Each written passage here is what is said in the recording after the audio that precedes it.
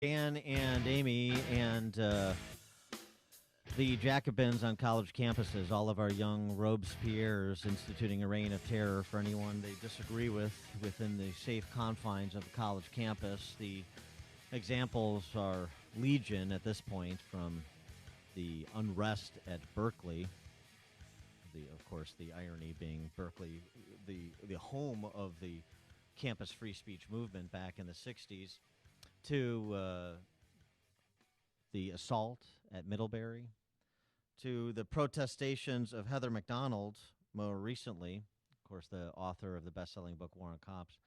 This was at Claremont McKenna. Claremont McKenna, which gave us Larry Arnn, who's now the president of Hillsdale College. He was at Claremont McKenna before Hillsdale. Claremont McKenna, one of the more conservative schools, certainly at the collegiate level in California. They have a classics department. They actually believe that Shakespeare is still relevant for those in theater. They believe that the Constitution and the Federalist Papers are still relevant for those who care about our representative republic. But increasingly, it doesn't matter what those who are on the board of regents for a particular college care about, because these institutions of higher learning that have become totalitarian re-education centers are completely turned over to the aforesaid Jacobin undergrads and the professorate, who are impossible to distinguish between the hysterical kids. And Heather MacDonald experienced this firsthand, and we're pleased to be joined by her to understand what she took away from it. Heather MacDonald, thanks so much for joining us. Appreciate it. Oh, I'm so honored to be on with you, Dan. Thank you. I saw you on O'Reilly the other night, and I thought it was interesting to you recounting what it was like to be on campus with the protests that were kind of going on all around you, but they found a safe space for you within the safe space of Claremont McKenna during the students' protestation and shouting down of your speech. Just kind of set the scene for people who hadn't heard the story yet of what happened when you went to Claremont McKenna to speak. Well, I have to rely on student newspaper reports because I did not see the scene. I was immediately shuttled once on campus to what was in effect a safe house before the talk that did not give me a view to the actual auditorium, but I could hear the growing mob and the chanting, and I remember in particular one female voice that was just at a hysterical pitch, and was eventually then taken through basically a secret passageway with a police escort into the empty hall. There were no students that were allowed to enter by the rabble. The activists that called me a white supremacist fascist had managed to defy the feckless police and put a complete blockade around both the building where I was supposed to speak and also the area where I'd been put before. It felt like, and I say this with hesitation because I don't want to sound melodramatic or maudlin, because the analogy is not obviously completely apt, but it did give me insight into what it would feel like in the French Revolution, where you hear the mob is about to escort you to the guillotine, because this is really mob behavior. It's a level of delusion and hysteria that is completely out of control. And once in the building, they did allow me to speak to an empty hall, live-streamed, but the mob kept banging on the plate glass windows and shouting, so it was hard to deliver the speech, and the few people inside the room, including police officers, were riveted by what was happening outside, and my Q&A session with a few students that had sent in comments via live stream was abruptly cut off, and I was shuttled out again with police presence, dashed into a Claremont Police Department van and taken to the police department. I mean, it's just incredible.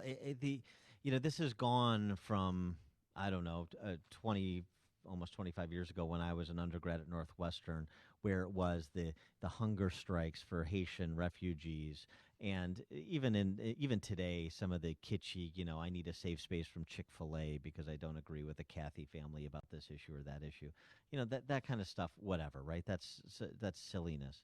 But when you're talking about a professor at Middlebury being assaulted, as Allison Stanger was, who's not a conservative, just for the crime of escorting Charles Murray on campus, when you're talking about having to escort you in and out of a college campus like you're in some Central American banana republic and your life is under threat, there's a whole different thing going on here on college campuses, it seems to me, that have forced even liberals like Frank Bruni, the New York Times, to weigh in to try and put the genie back in the bottle. I agree. And, one doesn't want to sound hysterical, but the irony that I just shake my head over is the mob is the one that calls itself anti-fascist. It's hilarious. Right. I mean, right. Well, why not redefine that? They redefine everything else. We're not, right, that's true. We're not at Nazi Germany. Obviously, we're not at 1930s fascism. And yet, when you hear windows being broken, businesses being destroyed, perceived opponents being sucker punched and maced, as happened in the Berkeley Milo riots, as happens in protests against Trump supporters, one does have to wonder how much longer is this going to go on, and where is the faculty? You were absolutely right, Dan, to link this to the professoriate, because although Claremont has a strong history of support for constitutional principles and the belief in a traditional education, there was a student editorial that came out the day after this shutdown of not allowing students to interact with me, that parroted academic jargon about microaggressions and implicit bias. These students aren't getting it out of the blue. It is being fed to them by the professoriate and the faculty. So, at least half of them are actually probably on the side of these students.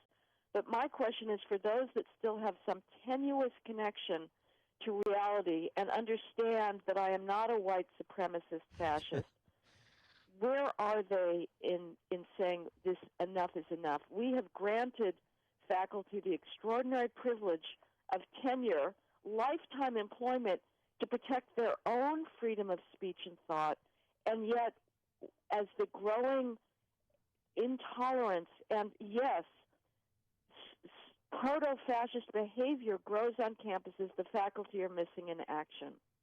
Well, right. I mean, it seems to me, and you're getting to this point, that you've got the combination of people that are behaving cowardly and shamefully in that respect, and then you have the professors that are even more aggressive and unreasonable than some of these bedwetting undergrads.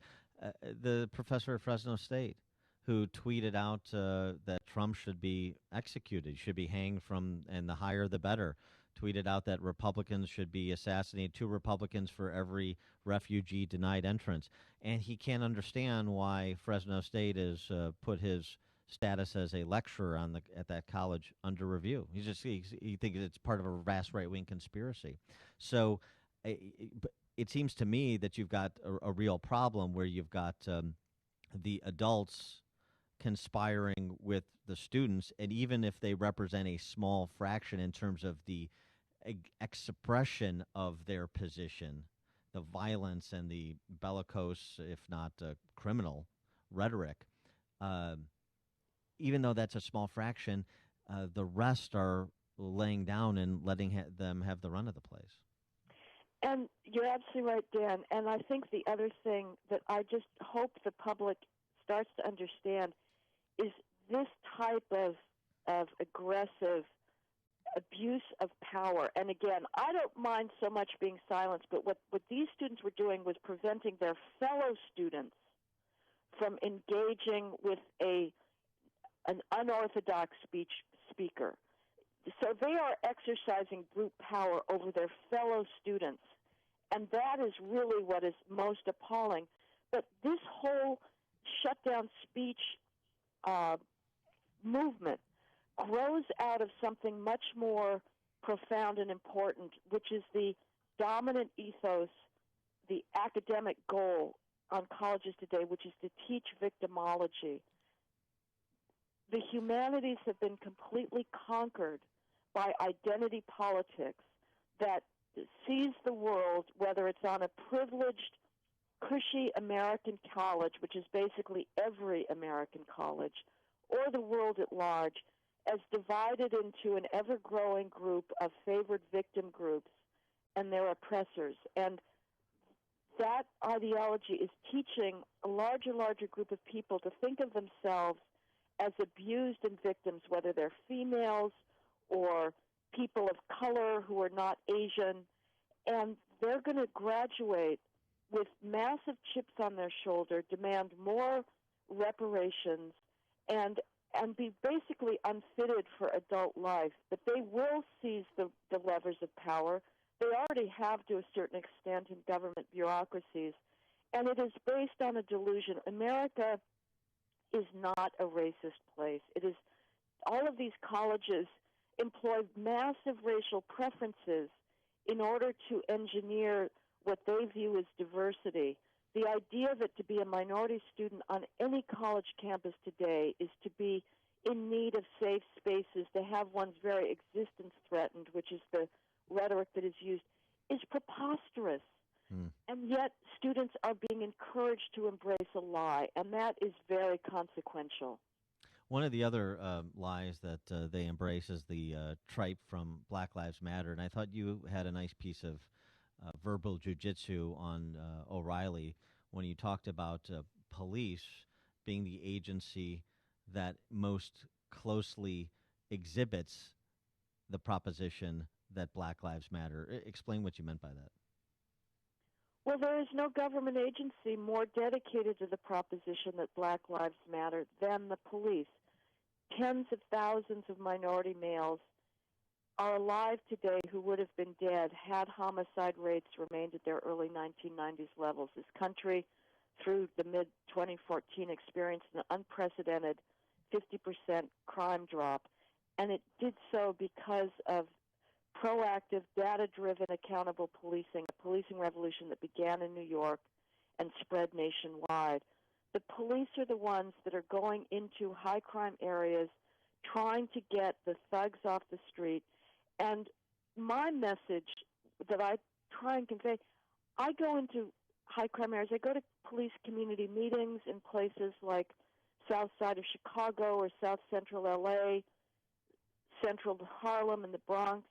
And what I hear from those good law-abiding residents there is, where are the police?